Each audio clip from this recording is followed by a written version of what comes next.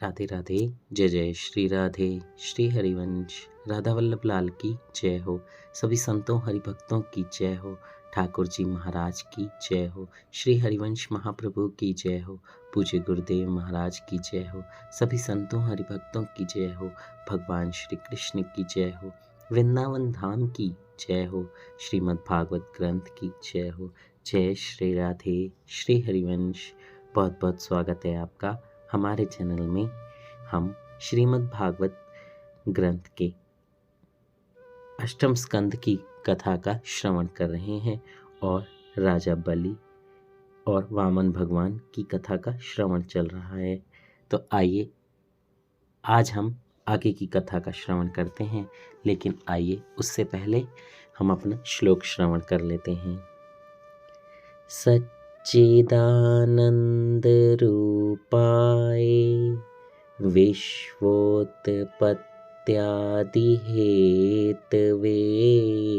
तापत्रे विनाशाय श्रीकृष्णाय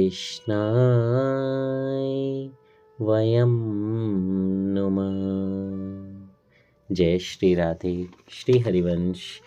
और आज का जो विषय है वो है वामन भगवान द्वारा बलि से भिक्षा में 3 पग पृथ्वी मांगना। जय हो। बहुत प्यारा प्रसंग है। जय हो। बलि राजा ने सोचा, यह वटुक लगता है तो है 7-8 वर्ष का और बातें कर रहा है मेरे पिता, पितामह और प्रपितामह की। उन्होंने वामन जी से पूछा, महाराज क्या आपने मेरे उन पितरों को देखा है? वामन जी ने कहा, मैं तो 8 वर्ष का हूँ, मैं उनको कैसे देख सकता था? मैंने तो अपने बड़ों से उनकी कथा सुनी है। और हाँ राजन, आप भी कुछ कम नहीं हैं। आप में अपने प्रपितामह हिरण्यकशिपु जैसा बल, वीरता और शक्ति है। आप में अपने पितामह प्रहलाद सी भक्ति है और पिता विरोचन सी उदारता भी। तीनों पितरों के गुण आप में आपने एक साथ पाए हैं। आप बड़े भाग्यवान हैं। अपनी और पितरों की प्रशंसा सुनकर बलि राजा ने फिर वामन जी से कहा, महाराज जी जो भी चाहे मांग लीजिए, मैं अपना कुछ भी देने को तैयार हूँ। बलि राजा को वामन जी ने वचनबद्ध कर लिया और कहने लगे, राजन मैं लोभी नहीं, संतोषी ब्राह्मण हूँ। मैं तो अपने पाँव से नाप कर मात्र 3 कदम की भूमि चाहता हूँ। बलि राजा ने सोचा कि यह बालक तो मांगना भी नहीं जानता। ज्ञानी और पढ़े लिखे तो हैं, किंतु थोते ही हैं। वे कहने लगे, महाराज आपने मात्र इतना ही क्यों मांगा? मैं 3 कदम भूमि तो क्या 3 ग्राम दे सकता हूँ आपको। यह जग प्रसिद्ध बात है कि पूजन आदि करके जिस ब्राह्मण को मैं दान देता हूँ, उसे अन्य किसी से भी कुछ मांगने की आवश्यकता नहीं रह जाती। मेरा दान स्वीकार करके किसी अन्य के पास आपको मांगना पड़ा तो यह मेरा अपमान होगा। मैंने यह तो आपको देखते ही जान लिया था कि आप संतोषी ब्राह्मण हैं, किंतु केवल 3 कदम भूमि देने में मुझे बड़ा संकोच हो रहा है। मैं जानता हूँ आप लोभी नहीं, संतोषी हैं, फिर भी मेरे आग्रह पर आप कुछ और मांग लीजिए। 3 कदम भूमि देते हुए संकोच और लज्जा मुझे बहुत हो रही है। वामन जी ने कहा, राजन धन्य हैं आप तो ऐसा ही कहेंगे, इसमें कोई आश्चर्य नहीं है। राजन आप तो उदार हैं, किंतु मुझे भी तो मांगते हुए सोचना चाहिए ना। लोभ से लोभ बढ़ता है और संतोष से संतोष। संसार के सभी भोग पदार्थ प्राप्त कर लेने पर भी संतोष और वैराग्य के अभाव में शांति नहीं मिलेगी। लोभ तो पाप का मूल है। संग्रह वृत्ति से ब्राह्मण दान ना लें। ब्राह्मण यदि संग्रह वृत्ति से दान लेगा तो यजमान भी पाप का भागी होगा। अति संग्रह विग्रह को जन्म देता है। मुझे अधिक आवश्यकता नहीं है। भागवत कहता है कि अपनी आय के 5वें हिस्से का दान देना चाहिए। मनु महाराज ने दशमांश का दान करने को कहा है। घर में आने वाला सारा धन शुद्ध नहीं होता, दान से उसकी शुद्धि हो जाती है। भिखारी भिखमंगा मात्र भीख मांगने के लिए नहीं, उपदेश देने के लिए भी आया है। कौन सा उपदेश है वह? मैंने गत जन्म में किसी को कुछ भी नहीं दिया था, इसलिए मेरी ऐसी दशा हो गई है। तुम नहीं दोगे तो तुम्हारी भी मेरी जैसी ही दशा होगी। राजन मैं किसी और के पास दान लेने नहीं गया। मैं संतोषी ब्राह्मण हूँ। तुम भाग्यशाली हो कि मैं तुम्हारे द्वार पर आया। आज मैं किसी सेठ के बरामदे में पूजा कर रहा था तो उसने मुझे वहाँ से भगा दिया। मेरी संध्या पूजा अपूर्ण ही रह गई। कुछ लोग बरामदे में बैठे हुए लोगों को भगा देते हैं। उठो यहाँ से, मेरा है ये बरामदा। मूर्ख हैं वो, क्या वह बरामदा अपने साथ ले जाएगा? इस संसार में अपना क्या है और क्या नहीं, यह मनुष्य यदि जान ले तो वह सुखी हो जाएगा। आंगन में आए हुए किसी भी आदमी से पूछना चाहिए, क्या पानी पियोगे? हाँ, ठग और दूर से सचेत रहना चाहिए। ऐसे लोग दिन में घर देखकर रात्रि में चोरी करने के लिए घुस जाते हैं। वामन जी बोले, जब मेरी संध्या अपूर्ण ही रह गई तो मैंने सोचा कि मेरी भी अपनी थोड़ी सी भूमि हो तो मैं संध्या पूजा तो कर सकूंगा। तुम्हें तो इसका भी पुण्य मिलेगा। मैं ब्रह्मचारी हूँ, मात्र 3 कदम भर भूमि का मुझे दान दे दो। बलि राजा को आनंद हुआ। चलो, मेरी भूमि भी इस पवित्र ब्राह्मण की संध्या पूजन से पवित्र हो जाएगी। कैसा विरागी है ये ब्राह्मण। मैं अपना सर्वस्व देने को तैयार हूँ, फिर भी नहीं लेता। वामन जी से वे कहने लगे, महाराज, जैसी आपकी इच्छा। आपकी इच्छा अनुसार 3 कदम भूमि में आज आपको देता हूँ, किंतु भविष्य में आपको किसी भी वस्तु की आवश्यकता होने पर आप मुझसे ही मांग लो। अपनी सेवा का अवसर आप मुझे देते रहें। वामन जी ने कहा, भविष्य की बात भविष्य में, आज तो मुझे मात्र 3 कदम भर भूमि ही दीजिए। जय श्री राधे, जय श्री हरिवंश। तो आइए अगला जो प्रसंग है वो है राजा बलि को शुक्राचार्य की शिक्षा। बलि राजा 3 कदम भर भूमि का दान करने का संकल्प करने को तैयार हो गए, किंतु यज्ञ मंडप के आचार्य शुक्राचार्य जान गए कि यह कोई सामान्य ब्राह्मण नहीं है।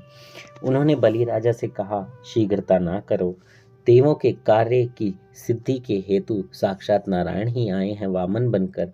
राजन, तुम्हारा सारा साम्राज्य इनके 2 कदमों की नाप में समा जाएगा। तीसरा कदम रखने के लिए भूमि भी नहीं बचेगी, सो तुम्हें पाताल में डुबो देंगे।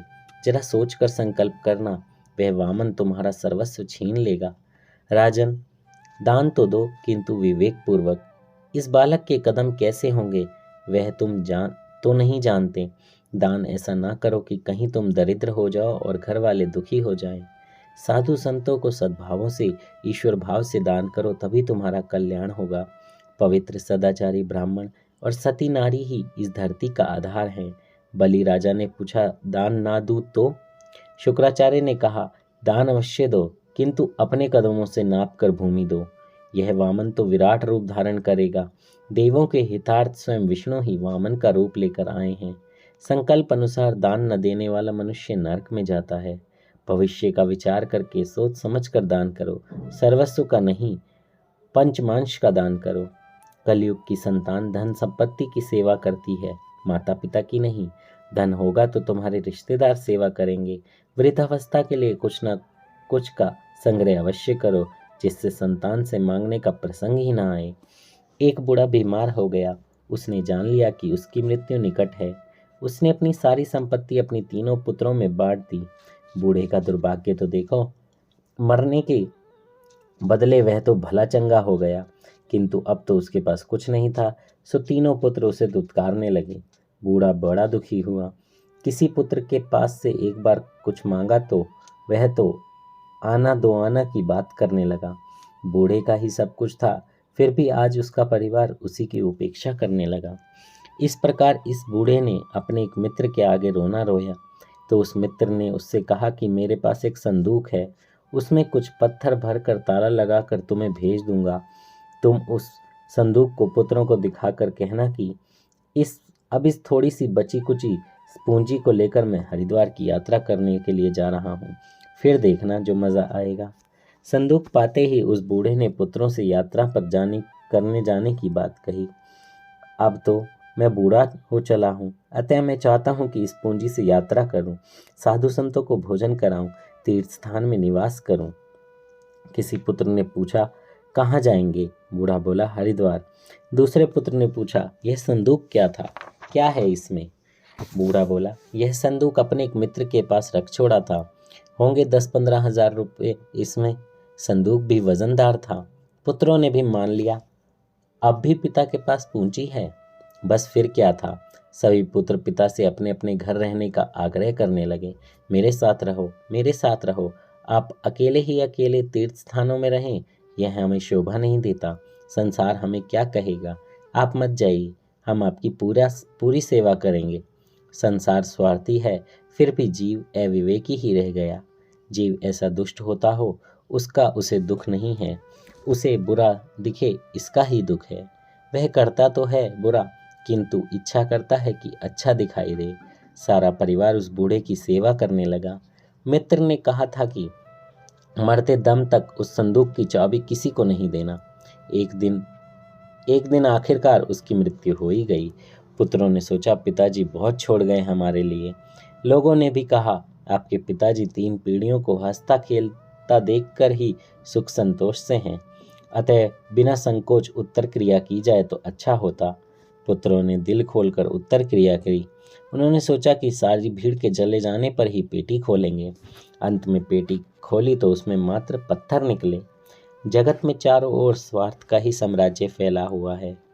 सुरनर मुनि सब की यह रीति, स्वार्थ लागी करहीं सब प्रीति। बलि राजा से शुक्राचार्य ने कहा कि वामन के 3 कदम से नापकर भूमि का दान करोगे तो तुम्हारा सर्वस्व चला जाएगा, अतः तुम्हें सावधान कर रहा हूँ। बलि राजा बोले, मैंने तो वचन दे दिया, अब मना करूं तो असत्य बोलने का पाप होगा। शुक्राचार्य ने कहा, विपत्ति के समय का असत्य भाषण क्षम्य है, सत्य बोलना ही धर्म है, असत्य भाषण धर्म है। ऐसा कहा नहीं गया है, किंतु ऐसे समय में वह क्षम्य है और शायद स्तुत्य भी। इन 4 प्रसंगों पर असत्य कहना क्षम्य माना गया है। किसी के विवाह के प्रसंग पर स्त्रियों से बात करते हुए भी महाभारत में भी कहा गया है, न तू गुप्तम धारयति। स्त्रियों को शाप ही है कि वे कोई भी बात गुप्त नहीं रख सकती। जब प्राण संकट में पड़ जाएं, सत्य बोलने से किसी के प्राण की हत्या होती हो तो असत्य बोल सकते हो। गाय और साधु संत तपस्वी ब्राह्मणों की रक्षा के हेतु। राजन, तुम्हारे सिर पर प्राण का संकट आ खड़ा हुआ है, अपने वचन से मुकर जाओ, वामन जी से मना कर दो। ऐसे समय में वचन भंग से कोई दोष नहीं होता।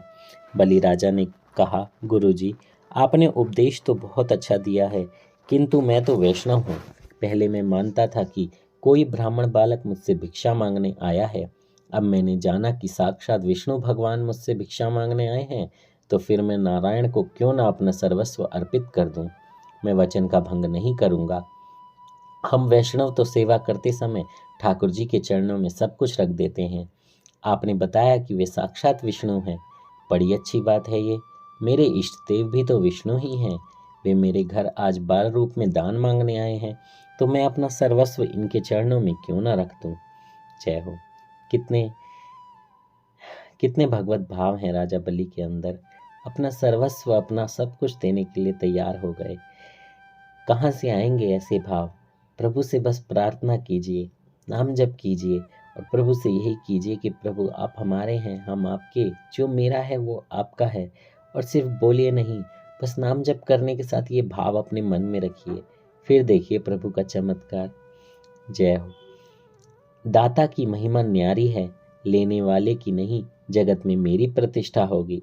शुक्राचार्य समझाने लगे, तीसरा चरण रखने के लिए भूमि बचेगी ही नहीं, अतः वे तुम्हारे सिर पर पांव रखकर तुम्हें नरक में भेज देंगे। बलि राजा बोले, मुझे नरक का कोई भय नहीं।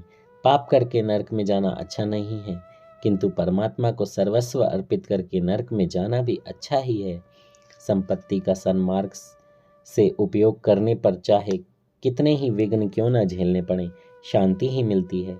इस लोक में और परलोक में सुखी होना है तो धन का उपयोग विवेक से करो।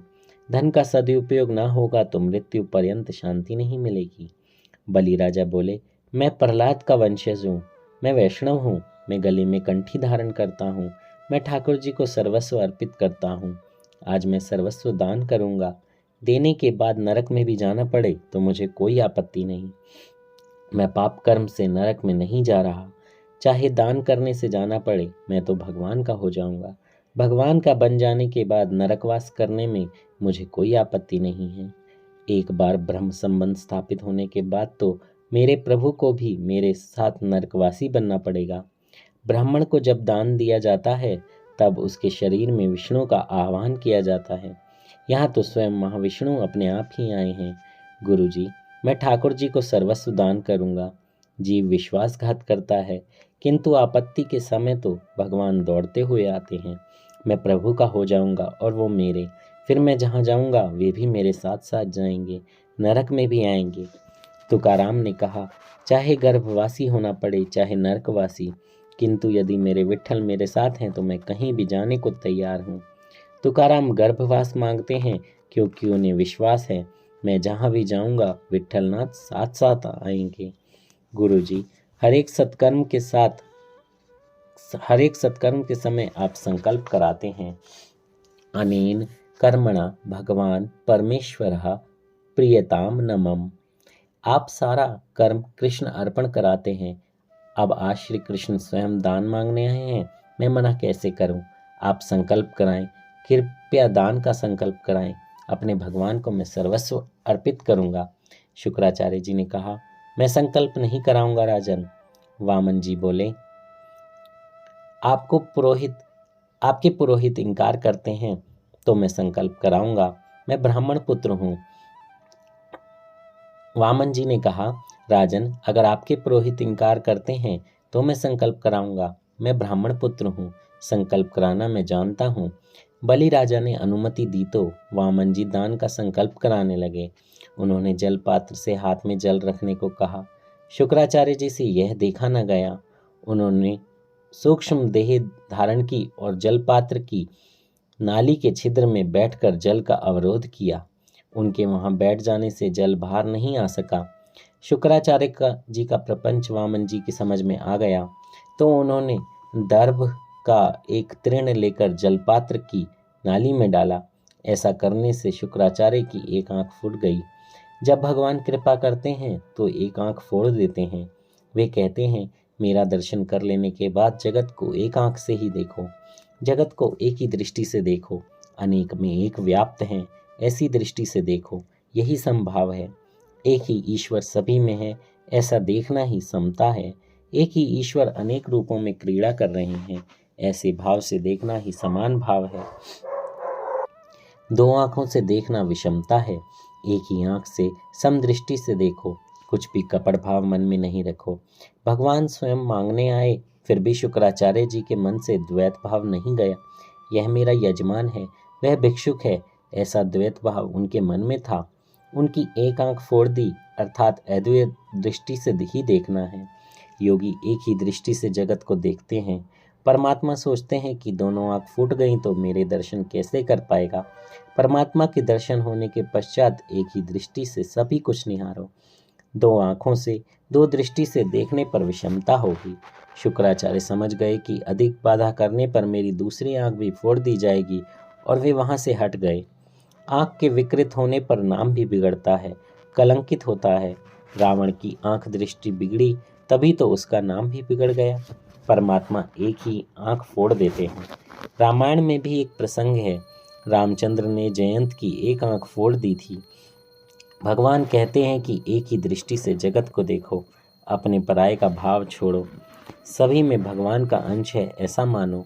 एक दृष्टि से देखना समता है, दो आंखों से देखना विषमता है। गीता जी में भी कहा गया है, समत्वम योग उच्यते, सर्व के प्रति समता रखना ही योग है। संकल्प पूर्ण होते ही वामन जी का स्वरूप विराट हो गया। भगवान ने जगत को आवृत कर लिया, सभी स्थानों में उनका ही स्वरूप दिखने लगा। जगत बाहर यानी ऊपर दशांगुल है। दशांगुल का अर्थ शंकराचार्य ने किया कि 10 उंगलियों से प्रभु को वंदन किया जाता है। परमात्मा वंदनीय है। वेद भी परमात्मा का प्रतिपादन नहीं कर सकते हैं, सो निषेधात्मक रीति से नेति नेति कहते हैं। ईश्वर को जानने वाला भी उनके स्वरूप का वर्णन नहीं कर पाता। भगवान वंदनीय हैं, चिंतनीय हैं। वे अपनी कृपा से अज्ञान को दूर करते हैं, तभी उन्हें जाना जा सकता है। जय श्री राधे। श्री हरिवंश, श्री हरिवंश, श्री हरिवंश। कितनी कृपा की ठाकुर जी ने हम पे। जो हमें इतनी बातें अच्छी सुनने को पढ़ने को मिल रही हैं। मेरी ठाकुर जी से यही प्रार्थना है कि अगर मुझसे बोलने में कोई त्रुटि हो गई हो तो मुझे क्षमा कर देना। जय श्री राधे, श्री हरिवंश। अगर आप पिछले पार्ट भी सुनना चाहते हैं तो आप भागवतम की प्लेलिस्ट में जाके पिछले वाले पार्ट भी सुन सकते हैं। जय जय श्री राधे, श्री हरिवंश, श्री हरिवंश। नाम जप करते रहिए, ठाकुर जी के गुण गाते रहिए और प्रेम से कहिए जय जय श्री राधे, श्री राधे। राधा श्री राधा, श्री राधा, श्री राधा, राधा राधा, श्री राधा, श्री राधा, श्री राधा, राधा राधा, श्री राधा, श्री राधा, श्री राधा, राधा राधा, श्री राधा, श्री राधा। जय राधा राधा। राधा वल्लभ लाल की जय।